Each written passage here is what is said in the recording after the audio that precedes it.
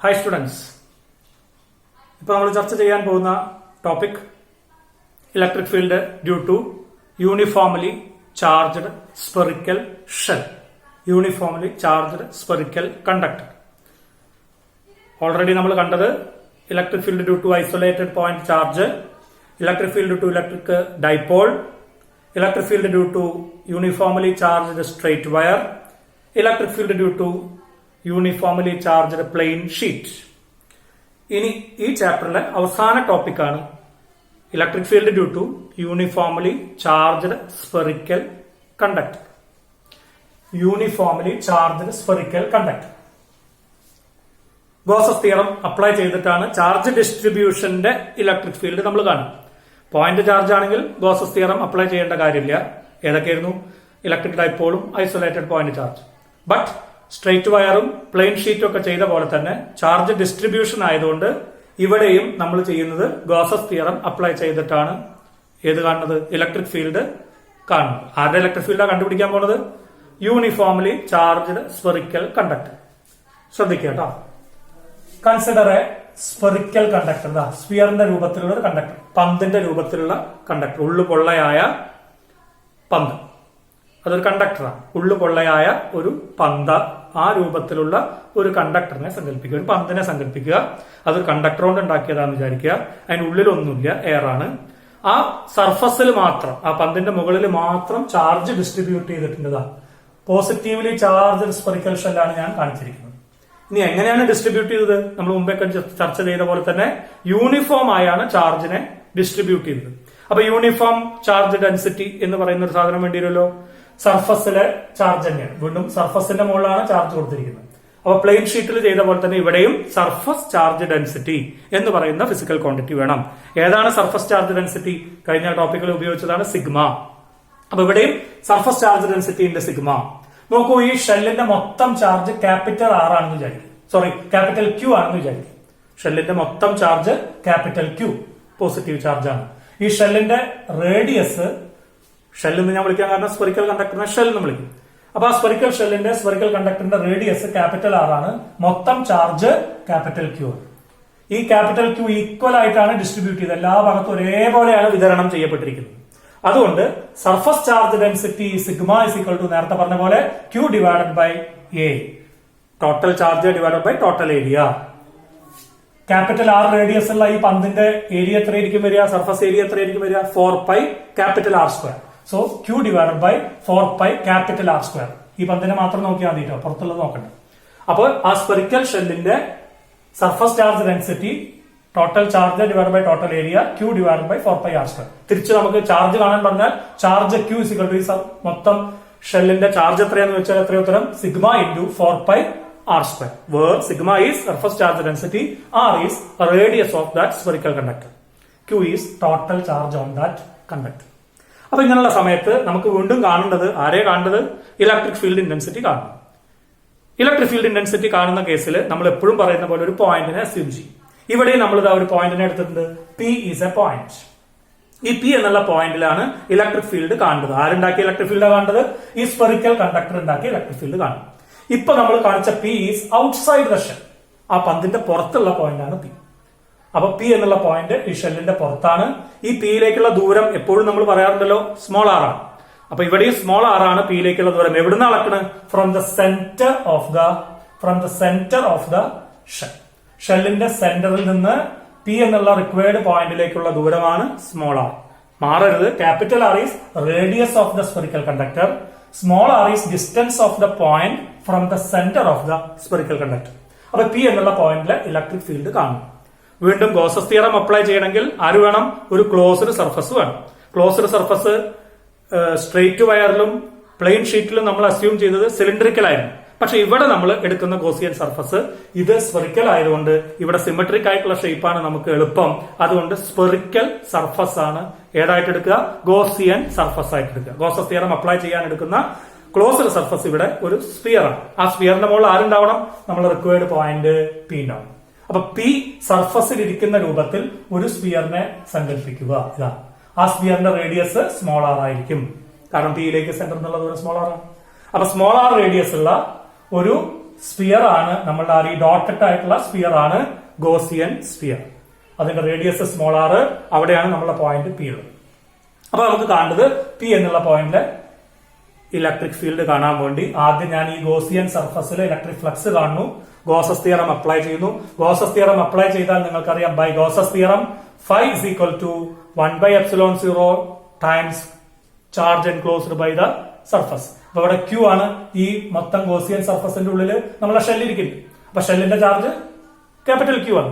അപ്പൊ ഈ Gaussian sphere, വലിയ ഗോസിയൻ സ്ഫിയറിന്റെ ഉള്ളിലുള്ള ചാർജ് ക്യാപിറ്റൽ Q ആണ്. അപ്പൊ 1 by epsilon 0 into Q equation 1. ആ Q എത്രയാണ് നമ്മൾ മുമ്പ് എഴുതിയത്? Sigma into 4 pi r square. അവിടെ നിൽക്കട്ടെ. അപ്പോ electric flux by Gauss's theorem ഈ ഗോസിയൻ സർഫസിൽ ഈ ഗോസിയൻ സ്ഫിയറിലുള്ള ഇലക്ട്രിക് ഫ്ലക്സ് എത്ര കിട്ടി? 1 by epsilon 0 into Q, where Q is total charge of the spherical conductor. ഇനി നമ്മൾ കാണാൻ പോവാണ്, എന്താ കാണാൻ പോകുന്നത്? ഒരു മിനിറ്റ്. ഇവിടുത്തെ ഇലക്ട്രിക് ഫീൽഡ് എങ്ങനെ വരിക? പോസിറ്റീവ് ചാർജ് ആയതുകൊണ്ട് നോക്കൂ, ഇലക്ട്രിക് ഫീൽഡ് നേരെ ഏരോ മാർക്ക് പുറത്തേക്ക് അല്ലെ.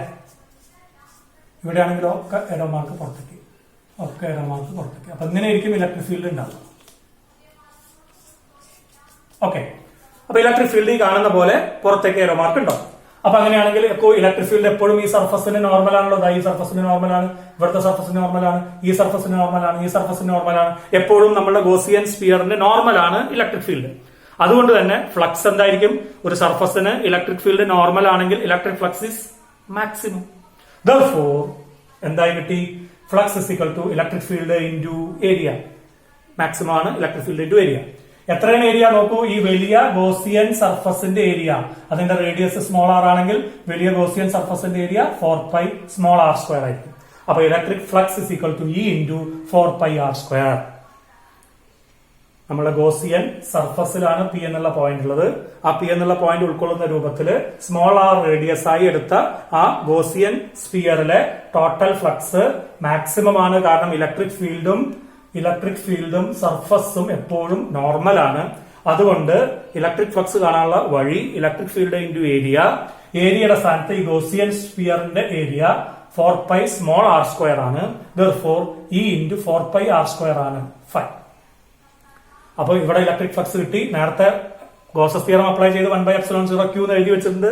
Therefore comparing these two equations 1 and 2 compare ചെയ്താൽ E into 4 pi r square equal to 1 by epsilon 0 into Q. E into 4 pi r square is equal to 1 by epsilon 0 into Q. Therefore E is equal to that step. E is equal to 1 by 4 pi epsilon 0. ഇതൊക്കെ അങ്ങോട്ട് കൊണ്ടുപോവാം. E is equal to 1 by 4 pi epsilon 0 Q by r square. അപ്പൊ electric field due to a uniformly charged spherical shell at any point P at a distance small r from the center of the shell is 1 by 4 pi epsilon 0 Q by r square, where Q is total charge of the shell. ആ ഫോർമുലയെ നമുക്കൊന്ന് rearrange ചെയ്യാം. ഈ ക്യൂവിന്റെ സ്ഥാനത്ത് എന്ത് substitute ചെയ്യാം? We know total charge is equal to surface charge density into surface area of the sphere. So sigma into 4 pi capital R square. എന്താ capital R? നമ്മുടെ spherical കണ്ടക്ടറിന്റെ മുകളിലാണ് ചാർജ്. സ്ഫെറിക്കൽ കണ്ടക്ടറിന്റെ റേഡിയസ് ആണ് capital R. Therefore sigma into 4 pi r square എന്ന് substitute ചെയ്തു. ആർക്ക്? ഈ ക്യൂവിന്റെ സ്ഥാനത്ത്, ഈ ക്യൂവിന്റെ ടോട്ടൽ ചാർജിന്റെ സ്ഥാനത്ത് sigma into 4 pi capital R square കൊടുത്തപ്പോ നോക്കൂ 4 pi ക്യാൻസൽ ചെയ്ത് പോവും. Answer becomes sigma by epsilon 0 capital R square by small R square. Sigma by epsilon 0 capital R square by small R square. അപ്പൊ ഈ രണ്ട് formula ഓർമ്മിക്കുക. Electric field is equal to 1 by 4 pi epsilon 0 Q by r square, അല്ലെങ്കിൽ E is equal to sigma by epsilon 0 capital R square by small R square. അക്ഷരങ്ങൾ ഒന്നുകൂടി പറയാം. ആരാണ് epsilon 0? Permittivity of free space. Capital Q ആരാണ്? മൊത്തം ആ spherical കണ്ടക്ടറിന്റെ charge. Capital R ആരാണ്? ആ കണ്ടക്ടറിന്റെ റേഡിയസ്. സ്മോൾ ആർ ആരാണ്? ഈ പി എന്നുള്ള പോയിന്റ് പുറത്തിരിക്കുകയാണ്. ആ പോയിന്റിലേക്കുള്ള ദൂരം സെന്ററിൽ നിന്ന്, കണ്ടക്ടറിന്റെ സെന്ററിൽ നിന്ന് പി എന്നുള്ള പോയിന്റിലേക്കുള്ള ദൂരമാണ് സ്മോൾ ആർ. ഈ ഫോർമുല, ഈ ആദ്യത്തെ ഫോർമുല നോക്കൂ. ഈ സമം 1 by 4 pi epsilon 0 Q by r square. 1 by 4 pi epsilon 0 Q by r square. ഇതന്നെയല്ലേ നമുക്ക് ഐസൊലേറ്റഡ് പോയിന്റ് ചാർജിന്റെ ഇലക്ട്രിക് ഫീൽഡ്. ഒരു Q എന്ന് പറയുന്ന ചാർജ് ഉണ്ടെങ്കിൽ 6 ദൂരത്ത് ഉണ്ടാക്കുന്ന ഇലക്ട്രിക് ഫീൽഡ് പോയിന്റ് ചാർജ് ആണെങ്കിൽ 1 by 4 pi epsilon 0 Q by r square. ഇവിടെ അതന്നെ Q എന്നുള്ള ചാർജാണ്. പക്ഷെ പോയിന്റ് ചാർജ് ആയിരുന്നോ? അല്ല. ചാർജ് എവിടെ ഇരിക്കുന്നത്? ഈ പന്തിന്റെ മുകളിലാണ്, സ്ഫിയറിന്റെ മുകളിലാണ്. അപ്പോ ഒരു പോയിന്റ് ചാർജിന്റെ ഇലക്ട്രിക് ഫീൽഡ് പോലെ തന്നെയാണ് ഒരു സ്ഫെറിക്കൽ ഡിസ്ട്രിബ്യൂഷൻ ഓഫ് ചാർജും പെരുമാറുക. അപ്പൊ ഈ ക്യാപിറ്റൽ Q മുഴുവൻ ഈ സെന്ററിൽ ഒരു പോയിന്റിൽ ഇരിക്കുന്നതായിട്ട് നമ്മൾ അസ്യൂം ചെയ്താൽ ആ പോയിന്റ് ചാർജ് പി എന്നുള്ള പോയിന്റിൽ ഉണ്ടാക്കുന്ന ഇലക്ട്രിക് ഫീൽഡും ഈ പോയിന്റിൽ ഇരിക്കുന്ന സെന്ററിൽ ഇരിക്കുന്നതിന് പകരം ക്യാപിറ്റൽ ആർ റേഡിയസ് ഉള്ള ഈ പന്തിന്റെ മുകളിൽ ഇരിക്കുമ്പോൾ ഈ പി എന്നുള്ള പോയിന്റ് ഉണ്ടാക്കുന്ന ഇലക്ട്രിക് ഫീൽഡും സെയിം ആയിരിക്കും. ചുരുക്കി പറഞ്ഞാൽ the spherical shell is acting as A point charge. നമുക്ക് പോയിന്റ് ചാർജിന്റെ അതേ സ്വഭാവമാണ് ഈ സ്പെറിക്കൽ കണ്ടക്ടർ യൂണിഫോംലി ചാർജഡ് ആണെങ്കിൽ കാണിക്കുക. ഉത്തരം E is equal to 1/4π0 total charge divided by R square, അല്ലെങ്കിൽ sigma by epsilon 0 capital R square by small R square. Sigma surface charge density. Okay, ഇനി നമുക്ക് ഇതിന്റെ രണ്ട് സ്പെഷ്യൽ കേസുകൾക്ക് പോയി. ഇപ്പൊ നമ്മൾ പറഞ്ഞ പോയിന്റ് എവിടെയാണ്? സ്പെറിക്കൽ കണ്ടക്ടറിന്റെ പുറത്താണ്. ഇനി let that point P is on the surface. ഇപ്പൊ നമ്മൾ എടുത്തത് പി ഇവിടെയായിരുന്നു. ഇനി ഞാൻ ഇപ്പൊ എടുക്കാൻ പോകുന്ന പി എവിടെയാണ്? ഇതിന്റെ സർഫസിന്റെ മുകളിലാണെന്ന് വിചാരിക്കുക. അപ്പൊ ഇവിടെയാണ് പി എന്നുള്ള പോയിന്റ് എങ്കിൽ നേരത്തെ എടുത്തത് ഇവിടെയായിരുന്നു. ഇപ്പൊ ഞാൻ പി എന്നുള്ള പോയിന്റ് മെല്ലെ മെല്ലെ അടുത്തേക്ക് വന്ന് ഇവിടേക്ക് എത്തി. അടുത്തേക്ക് വരുന്നതോറും ആറ് കുറഞ്ഞു വന്നു. ഏതാറ്? ഡിസ്റ്റൻസ് സ്മോൾ ആർ ഡിക്രീസ് ചെയ്ത് ഈ പോയിന്റിൽ എത്തിക്കഴിഞ്ഞാൽ എന്തായി മാറി? സ്മോൾ ആറും ക്യാപിറ്റൽ ആറും ഈക്വൽ ആയി അല്ലെ? Small r becomes capital R. അപ്പോ on the surface, if P is the point is on the surface of the conductor, എന്തായിട്ട് മാറും? ഈ ഡിസ്റ്റൻസ് പി എന്നുള്ള പോയിന്റിലേക്കുള്ള ദൂരം സർഫസിലേക്കുള്ള ദൂരമാവും. That is radius of the spherical conductor ആവും. That is small r becomes capital R. കുറഞ്ഞു ക്യാപിറ്റൽ ആർ ആയി. Therefore, this equations becomes എന്തായിട്ട് മാറും? നോക്കൂ, ഇവിടെ ക്യാപിറ്റൽ ആർ സ്ക്വയർ, ഇവിടെ അടിയിൽ സ്മോൾ ആറിന്റെ സ്ഥാനത്ത് ക്യാപിറ്റൽ ആർ കൊടുത്താൽ അത് ക്യാൻസൽ ചെയ്ത് പോകും. R square by R square cancel ചെയ്ത് പോകും. Answer becomes sigma by epsilon 0. അല്ലെങ്കിൽ ഇവിടെ നമ്മൾ ഈ ഇക്വേഷനിലാണ് കൊടുക്കുന്നതെങ്കിൽ സ്മോൾ ആറിന്റെ സ്ഥാനത്ത് ക്യാപിറ്റൽ ആർ കൊടുത്താൽ 1/4π0 Q divided by capital R square എന്നാവും. രണ്ടാണെങ്കിലും കൂടാണ് കുറയാണ്? ദൂരം കുറഞ്ഞു വന്നപ്പോൾ ആറ് കുറഞ്ഞു വന്നപ്പോൾ നോക്കൂ, ഡിനോമിനേറ്ററിലാണ് ഡിസ്റ്റൻസ് ആറ് സ്ക്വയർ ആയിട്ടാണ് കിടക്കുന്നത്. Therefore, electric field is inversely proportional to square of distance ആണ്. അങ്ങനെ ദൂരം കുറഞ്ഞു വരുമ്പോൾ ഇലക്ട്രിക് ഫീൽഡ് കൂടി സർഫസിലെത്തിയപ്പോൾ ഇലക്ട്രിക് ഫീൽഡ് മാക്സിമം ആണ്. അങ്ങനെ ഒരു സ്പെറിക്കൽ ഷെല്ലിന്റെ ഇലക്ട്രിക് ഫീൽഡ് എന്താ നമ്മൾ കണ്ടെത്തിയത്? E is proportional to 1/r square. E is proportional to 1/r square. രണ്ട് ഇക്വേഷൻ നോക്കിയാലും 1/r സ്ക്വയർ പ്രൊപ്പോർഷണൽ ആണ്. അങ്ങനെ സർഫസിൽ എത്തുമ്പോൾ electric field is maximum, which is equal to sigma by epsilon 0 or 1/4π0 Q divided by capital R square, where capital R is radius of the spherical conductor, sigma is charge density of the spherical conductor. അപ്പോൾ സർഫസിലെ electric field maximum. ഇനി point വീണ്ടും അടുത്തേക്ക് വരട്ടെ. ഇങ്ങനെ കയറി നമ്മളെ point ആദ്യം P പുറത്തായിരുന്നു, ഇപ്പൊ പി സർഫസിലെത്തി. ഇനി ഞാൻ പോയിന്റ് ഇവിടെ ഉള്ളിലാണ്. Point P is inside the shell. ആ പി എന്ന് പറയുന്ന പോയിന്റ് ഉള്ളിലാണെങ്കിൽ എന്ത് സംഭവിക്കും? ആ ചിത്രം ഞാൻ ഒന്നുകൂടി മാറ്റി വരച്ചതാ. നമ്മളെ spherical conductor R, capital R radius ഉള്ള സ്പെറിക്കൽ കണ്ടക്ടർ, പോസിറ്റീവ് ചാർജ് ഉള്ള സ്പെറിക്കൽ കണ്ടക്ടർ ആണ്. അതിന്റെ റേഡിയസ് ക്യാപിറ്റൽ ആർ ആണ്. അതിനുള്ളിലുള്ള പോയിന്റ് ആണ് പി. പി എന്നുള്ള പോയിന്റ് ഉള്ളിലാണ്. നേരത്തെ കാണിച്ച പോലെ പി എന്നുള്ള പോയിന്റ് ഇപ്പോൾ ഉള്ളിലാണ്. അപ്പൊ വീണ്ടും നമ്മൾ ഗോസിയൻ സ്ഫിയർ എടുക്കേണ്ടി വരും. ഗോസിയൻ സർഫസ് പി പോയിന്റ് ഉൾക്കൊള്ളുന്ന രൂപത്തിൽ സ്മോൾ ആർ ദൂരത്തില് ഒരു സ്ഫിയറിനെ ഞാൻ ഡോട്ടിട്ട് വരച്ചു. നേരത്തെ സ്മോൾ ആർ ദൂരത്തിൽ വലിയ സ്ഫിയർ ആയിരുന്നു. അപ്പൊ അത് സ്ഫിയർ ചെറുതായി പി ഉള്ളിലേക്ക് വന്നതുകൊണ്ട് this is the Gaussian sphere. ഇതിന്റെ ഉള്ളിലായി ഗോസിയൻ സ്ഫിയർ. അപ്പൊ Gaussian sphere of radius small R തന്നെ. ആരാണ് സ്മോൾ ആർ? പി എന്നുള്ള പോയിന്റിലേക്ക് സെന്റർ എന്നുള്ള ദൂരം. ഇപ്പൊ അത് ക്യാപിറ്റൽ ആറിനേക്കാളും ചെറുതായി. ഉള്ളിലേക്ക് വന്നപ്പോൾ ക്യാപിറ്റൽ ആറിനേക്കാളും ചെറുതായി.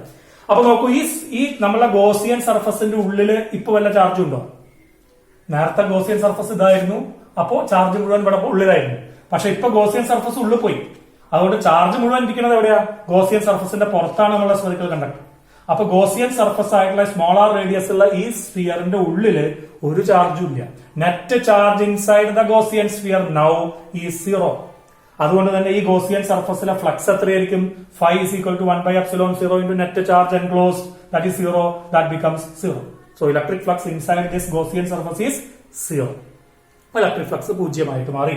അങ്ങനെ ഇലക്ട്രിക് ഫ്ലക്സ് 0 മാറിക്കഴിഞ്ഞാൽ എന്തുണ്ടായി? Total electric field into area ആണ് എപ്പോഴും നമ്മൾ ഫ്ലക്സ് കാൽക്കുലേറ്റ് ചെയ്യുക. E into 4πr² ഇവിടെ എഴുതിയ ഫോർമുല തന്നെ. E into 4πr² is equal to 0. അപ്പൊ therefore E into 4πr² 0 ആണെങ്കിൽ 4 0 അല്ല, പൈ 0 അല്ല, റേഡിയസ് 0 അല്ല, പിന്നെ എന്ത് 0 ആവണം? Electric field is equal to 0. അപ്പോ കണ്ടെത്തിയ കാര്യം വളരെ ഇമ്പോർട്ടന്റ് ആണ്. ഒരു സ്പെറിക്കൽ കണ്ടക്ടറിന്റെ ഉള്ളിലുള്ള ഏതൊരു പോയിന്റിലും ഇലക്ട്രിക് ഫീൽഡ് ഈസ് 0. ഇതിനെ പറയുന്ന പേരാണ് ഇലക്ട്രോസ്റ്റാറ്റിക് ഷീൽഡിംഗ്. എന്നുള്ള വാക്ക് ഉപയോഗിക്കും. ഷീൽഡ് ചെയ്യുക എന്ന് പറഞ്ഞാൽ തടയുക. ആരെ തടഞ്ഞത്? ഇലക്ട്രിക് ഫീൽഡിനെ തടഞ്ഞു. അപ്പോ inside a hollow spherical conductor electric field is zero. This is called electrostatic shielding. ഇത് പ്രൂവ് ചെയ്യാൻ പറഞ്ഞാലും നമ്മൾ കണ്ടെത്തും. അപ്പോ ഇതുവരെയും പറഞ്ഞ കാര്യങ്ങൾ ഒന്നുകൂടി വേഗത്ത് പറയാം. Electric field due to uniformly charged spherical ഷെല്ലാണ് കാണാൻ പോകുന്നത്. ക്യാപിറ്റൽ ക്യൂ ചാർജ് ഉള്ള യൂണിഫോം ചാർജ് ഡിസ്ട്രിബ്യൂഷൻ ഉള്ള ഒരു സ്ഫെറിക്കൽ കണ്ടക്ടർ നമ്മുടെ കയ്യിലുണ്ട്. അയാളുടെ റേഡിയസ് ക്യാപിറ്റൽ ആർ ആണ്. അതിൽ നിന്ന് സെന്ററിൽ നിന്ന് സ്മോൾ ആർ ദൂരത്തുള്ള പോയിന്റ് ആണ് പി. ആ പി എന്നുള്ള പോയിന്റിലെ ഇലക്ട്രിക് ഫീൽഡ് കാണാൻ വേണ്ടി ഞാൻ പി ഉൾക്കൊള്ളുന്ന രൂപത്തിൽ സ്മോൾ ആർ റേഡിയസ് ഉള്ള ഒരു ഗോസിയൻ സ്ഫിയറിനെ അസ്യൂം ചെയ്തു. അസ്യൂം ചെയ്തതിനു ശേഷം ഗോസസ് തിയറം അപ്ലൈ ചെയ്തു. അപ്ലൈ ചെയ്തപ്പോൾ ഫൈ = 1/ε0 q എന്ന് കിട്ടി. ഈ q കാണാനുള്ള വഴി q ഡിവൈഡഡ് ബൈ ഏരിയ ആണ് charge density. Charge density sigma × 4πr² ആണ്. അപ്പൊ തിരിച്ച് ചാർജ്. അപ്പൊ അത് അവിടെ എഴുതി വെച്ചു. ഇനി ഇവിടെയൊക്കെ ഇലക്ട്രിക് ഫീൽഡ് സർഫസിന്റെ നോർമൽ ആയതുകൊണ്ട് ഇലക്ട്രിക് ഫീൽഡ് × ഏരിയയാണ് ഇലക്ട്രിക് ഫ്ലക്സ്. ഈ ഗോസിയൻ സർഫസിന്റെ ഏരിയ 4πr² ആയതുകൊണ്ട് E × 4πr² എഴുതി. രണ്ട് ഇക്വേഷനും കമ്പയർ ചെയ്തപ്പോ നമുക്ക് കിട്ടിയ ഫോർമുല 1/4πε0 q/r² അല്ലെങ്കിൽ σ/ε0 r²/r². രണ്ടാണെങ്കിലും E is proportional to 1/r², just same as that of a point charge. അപ്പൊ ഒരു spherical charge distribution is acting as an isolated point charge. അതേ ഇക്വേഷൻസ് ആണ് ഉപയോഗിക്കുക. ഇനി അതിന്റെ സ്പെഷ്യൽ കേസാണ് ഓൺ ദ സർഫസിൽ എത്തുമ്പോൾ ഇലക്ട്രിക് ഫീൽഡ് കൂടി മാക്സിമം ആവും. മാക്സിമം ആവുന്ന ഇലക്ട്രിക് ഫീൽഡ് ആണ് σ/ε0 അല്ലെങ്കിൽ 1/4πε0 q/R². Inside the spherical conductor നമ്മൾ വരയ്ക്കുന്ന ഗോസിയൻ സർഫസിന്റെ ഉള്ളിൽ ചാർജ് ഇല്ലാത്തതുകൊണ്ട് ഇലക്ട്രിക് ഫ്ലക്സ് പൂജ്യമാവുകയും അതുകൊണ്ട് ഇലക്ട്രിക് ഫീൽഡ് പൂജ്യമാവുകയും ചെയ്യും. അപ്പോ important inside a hollow conductor, spherical ആവണമെന്നില്ല, ഏത് ഷേപ്പുള്ള കണ്ടക്ടർ ആണെങ്കിലും inside a hollow conductor electric field becomes zero.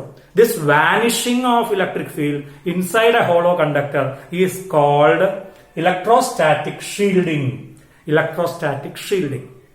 ഇപ്പൊ പരീക്ഷയ്ക്ക് ചോദിക്കുന്ന ചോദ്യം, തെങ്ങിന്റെ ചോട്ടിൽ നിൽക്കുന്ന സമയത്ത് ഇടിമിന്നൽ ഏൽക്കാൻ സാധ്യതയുണ്ട്. അതേ സമയത്ത് ഒരു കാറിന്റെ ഉള്ളിൽ ഇരിക്കുന്ന സമയത്ത് നമുക്ക് ഇടിമിന്നൽ ഏൽക്കാൻ സാധ്യതയില്ല. It is safe to sit inside a car than to sit under a tree during lightning. Y?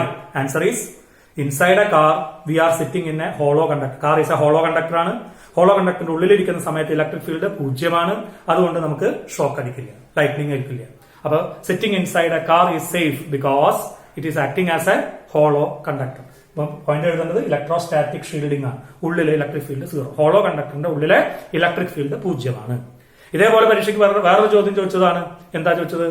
മരത്തിന്റെ ചോട്ടിലിരിക്കുന്നതാണോ, ഒരു ഗുഹയുടെ ഉള്ളിലിരിക്കുന്നത്, ഒരു കേവിന്റെ ഉള്ളിലിരിക്കുന്നതാണോ, ട്രീന്റെ അണ്ടറിൽ ഇരിക്കുന്നതാണോ സേഫ് ലൈറ്റ്നിങ്ങിന്റെ സമയത്ത്? Answer is again inside a cave. That cave is acting as a hollow conductor. അപ്പൊ electric field is zero. അപ്പോ what is electrostatic shielding? The vanishing of electric field inside a hollow conductor. ഒരു hollow കണ്ടക്ടറിന്റെ ഉള്ളില്, പൊള്ളയായ ഒരു കണ്ടക്ടറിന്റെ ഉള്ളില് electric field പൂജ്യമാകുന്നതിനെ വിളിക്കുന്ന പേരാണ് electrostatic shielding. അത് നമ്മൾ ഇവിടെ തെളിയിക്കുകയാണ് ചെയ്തത്. Inside this conductor electric field is zero. ഇനി ഒരു ഗ്രാഫ് കൂടി വരച്ച് നമുക്ക് ടോപ്പിക് അവസാനിപ്പിക്കാം. ഇതാ ഒരു ഹോളോ കണ്ടക്ടർ. ആ ഹോളോ കണ്ടക്ടറിന്റെ ഇലക്ട്രിക് ഫീൽഡും ദൂരം സ്മോൾ ആർ എന്ന് പറയുന്ന ഡിസ്റ്റൻസും തമ്മിലുള്ള ബന്ധമാണ് ഈ വരച്ചത്. E is proportional to 1/r² ആണല്ലോ. പുറത്തേക്ക് പോയാൽ ഷെല്ലിന്റെ പുറത്ത് 1/r² പ്രൊപ്പോർഷണാലിറ്റി ആണ്. എവിടെ മാക്സിമം? മാക്സിമം ഈ σ/ε0. എവിടെയത്? On the surface. On the surface എന്ന് പറഞ്ഞാൽ small r is equal to capital R. ആ സമയത്ത് electric field is maximum which is σ/ε0. പിന്നെ അവിടുന്ന് പുറത്തേക്ക് പോകുന്നതോറും സ്മോൾ ആർ കൂടി വരും. സ്മോൾ ആർ കൂടിയാൽ 1/r² പ്രൊപ്പോർഷണാലിറ്റി പ്രകാരം പരാബോളിക് ആയിട്ടുള്ള ഗ്രാഫ് കിട്ടും. പരാബോളിക് ആയിട്ട് ഗ്രാഫ് ഇലക്ട്രിക് ഫീൽഡ് കുറഞ്ഞു. ഈ സൈഡിലും അതേപോലെ തന്നെ സ്മോൾ ആർ ക്യാപിറ്റൽ ആർ ആകുമ്പോൾ സർഫസിൽ σ/ε0 മാക്സിമം. പിന്നീട് സ്മോൾ ആർ കൂടി വരുമ്പോൾ, ദൂരം കൂടി വരുമ്പോൾ പുറത്തേക്ക് പോകുന്നതോറും പരാബോളിക് ആയിട്ട് ഇലക്ട്രിക് ഫീൽഡ് കുറഞ്ഞു വരും.